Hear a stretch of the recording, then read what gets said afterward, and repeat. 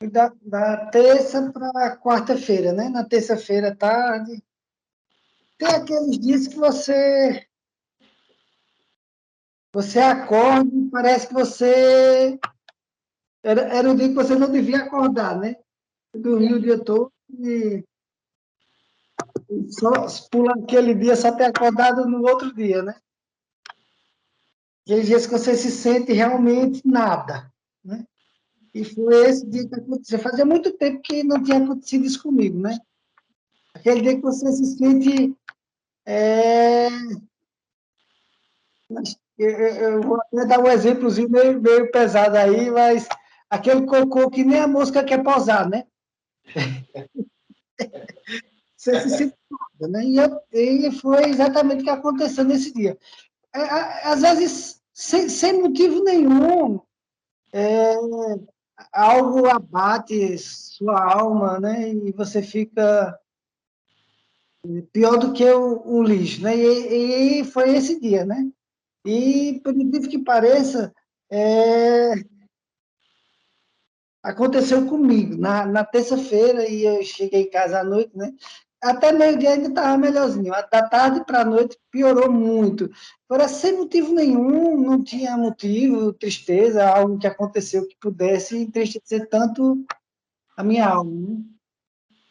Mas até nesse dia, eu cheguei à noite, a gente já me conhece muito bem, né? Ela olhou para mim, quando olhou para mim, perguntou só se eu estava bem, e eu só fiz balançar a cabeça, pronto.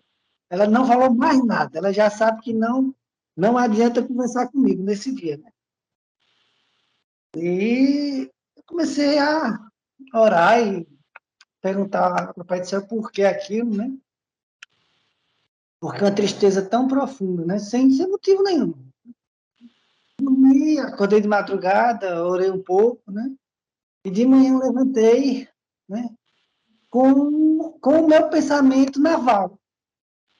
Não consegui tirar ela da minha mente, né? Feita, vou passar uma mensagem para Paulo Edson, perguntando como é que ia voltar. E ela não saía da minha mente. Isso eu acordei muito cedo, antes de 5 da manhã, e senti de orar por ela, né?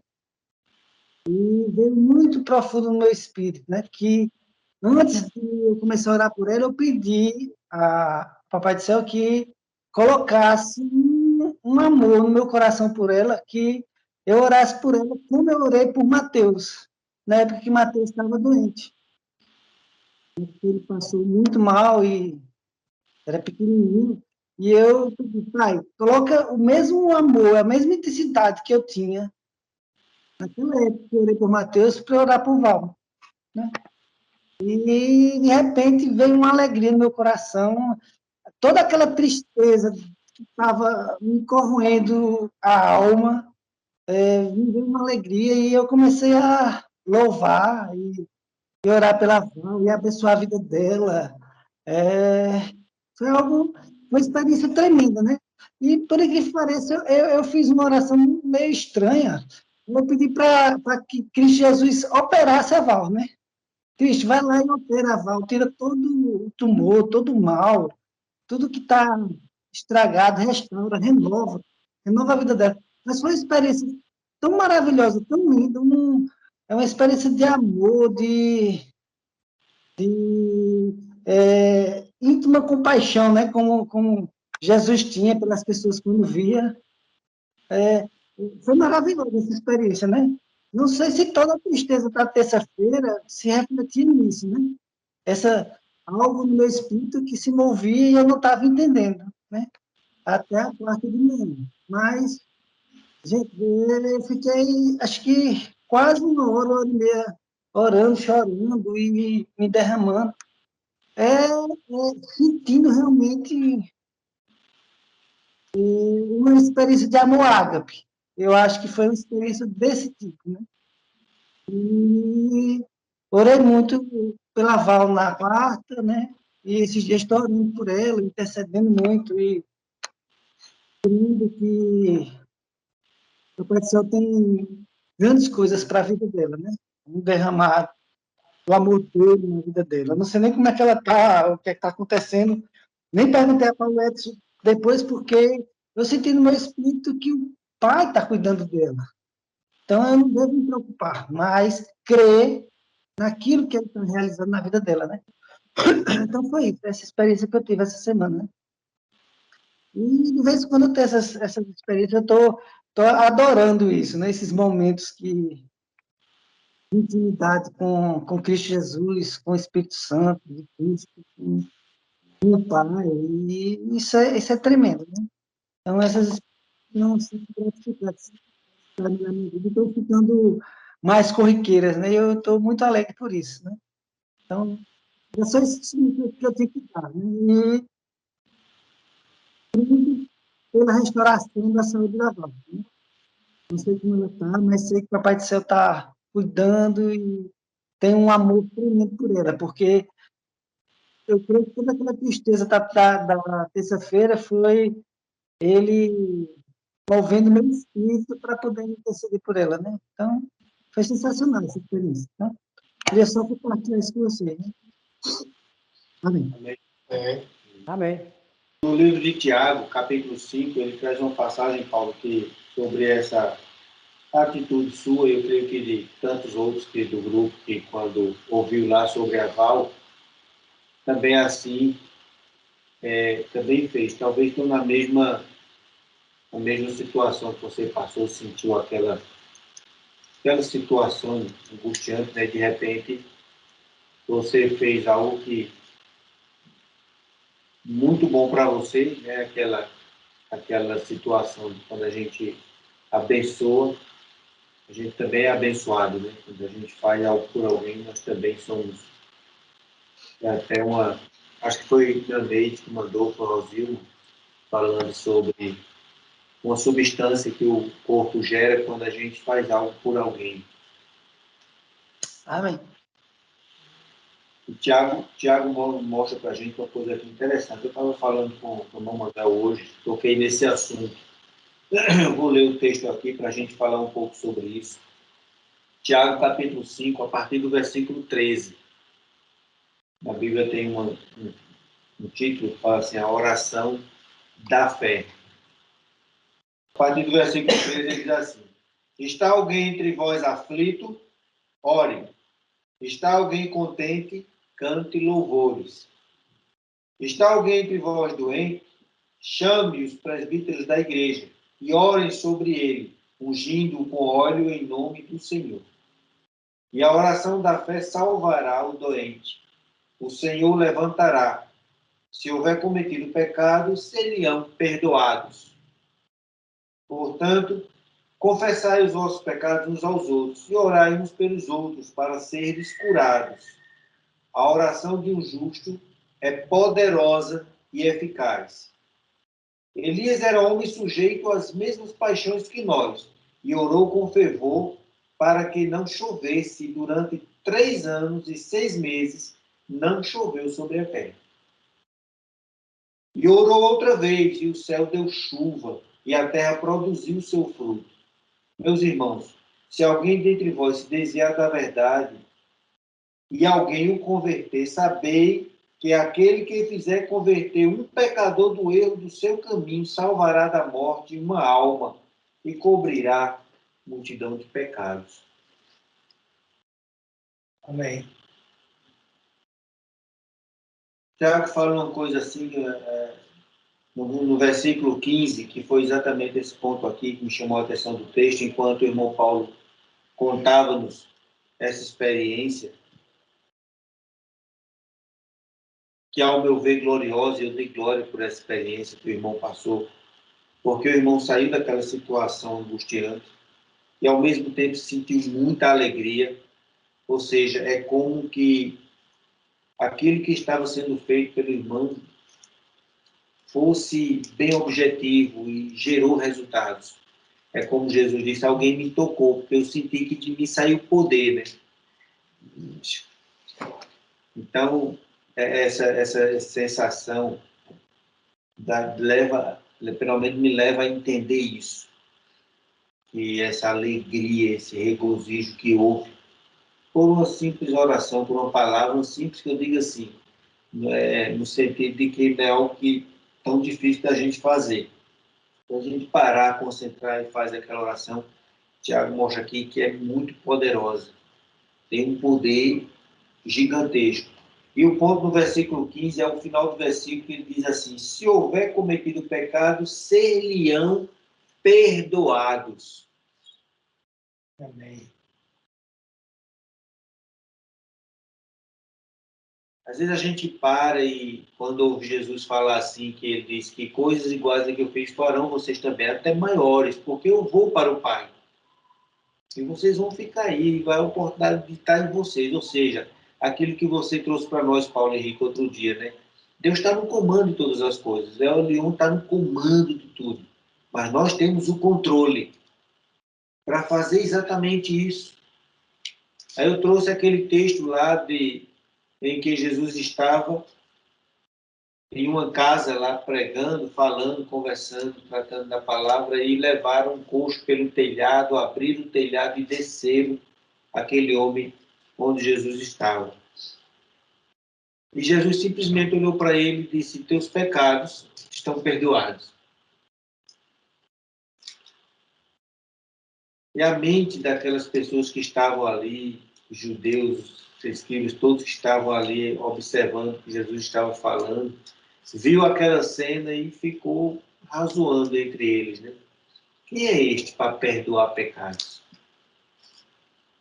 Veja, eles não conseguiam entender o pecado que havia nele, o pecado não, desculpa, o poder que havia nele, né?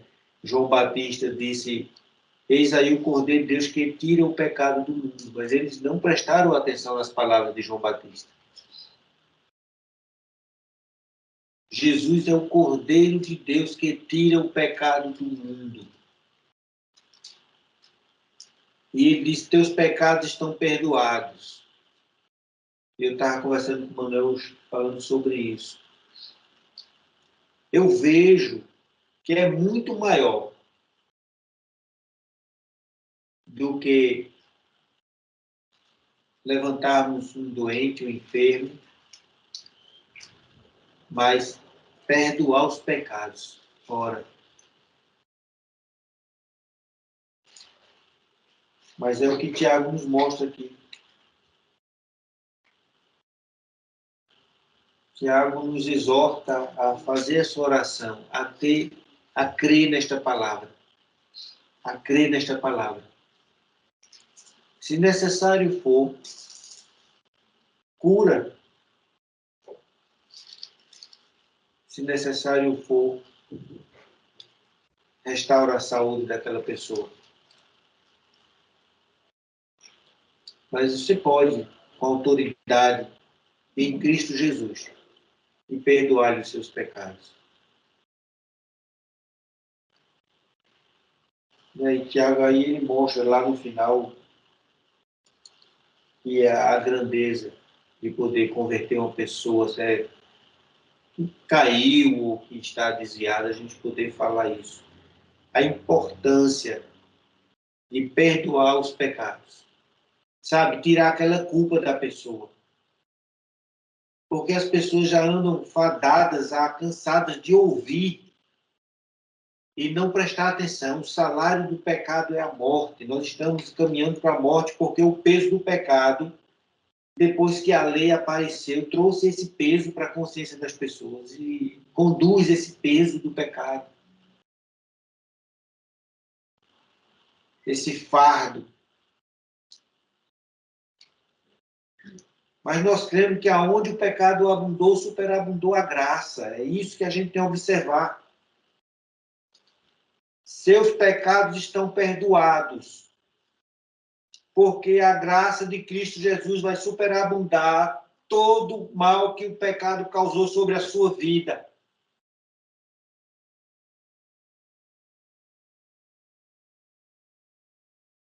As pessoas ouvem a palavra, mas não estão entendendo. Falam de púlpito, que consideram um lugar sagrado, aonde declamam a palavra de Deus.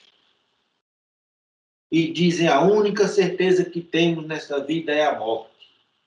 Não, não é isso, não. Não é isso que a palavra de Deus está nos dizendo, não. Totalmente diferente. Felizmente, eles estão cegos, não conseguem enxergar essa verdade. Mas nós enxergamos essa verdade. Nós temos essa verdade. Não a realidade, a verdade.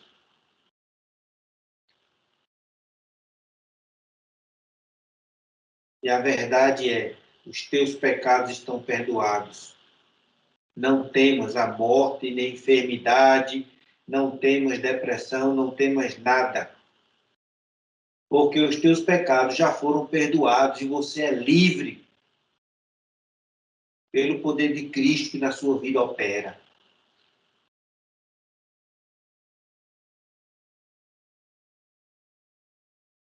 É isso, Paulo.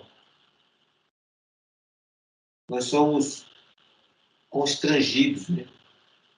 Impelidos a, muitas vezes, pela madrugada, acordamos sem saber porquê, desperta, o sono vai embora. Então, é nesse momento, eu creio que eu tenho buscado essa verdade de cumprir em mim e estar determinando sobre a vida das pessoas. Amém. É Val que está em nosso coração para abençoar. Determine a bênção sobre a vida de Val. Que ela sinta esse abraço, essas palavras, que o Senhor envie o seu anjo lá e diga: Val, teus pecados estão perdoados. Val, não há mais peso sobre sua vida. E ela ser restaurada. E ao fazer isso, Paulo, nós somos restaurados também. Nós somos fortalecidos. O homem espiritual que estava muitas vezes contrito lá dentro de nós, como o Ibó trouxe para nós essa mensagem, né? Muitas vezes o que evidencia na vida do Anselmo é o Anselmo, mas é como o Tiago canta, né? E cantou lá e vai pedir a gente ouvir o Tiago cantando e nós adoramos juntamente com ele. Que ele cresça e eu diminua. E ele cresça, eu diminua. Então é isso, é que o Anselmo, que é Cristo, que habita em mim, apareça e execute a sua tarefa, a sua missão de obediência ao Altíssimo, ao Pai Eterno, ao Criador dos céus e da terra, seja cumprida através do Cristo que habita em mim, do Cristo que habita em cada um de nós. Amém.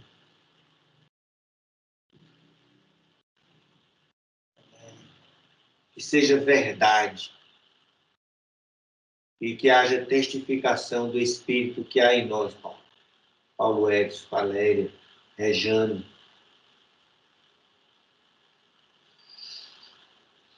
Quem é Val? Valéria? Não. Val é uma irmã. Ela é de Baipendi, a Val? Não, ela é a sogra da minha filha, né? É mãe do Gabriel. A esposa da Valéria. Ela está doente? Sim. É aqui de Araras. De Araras, ok.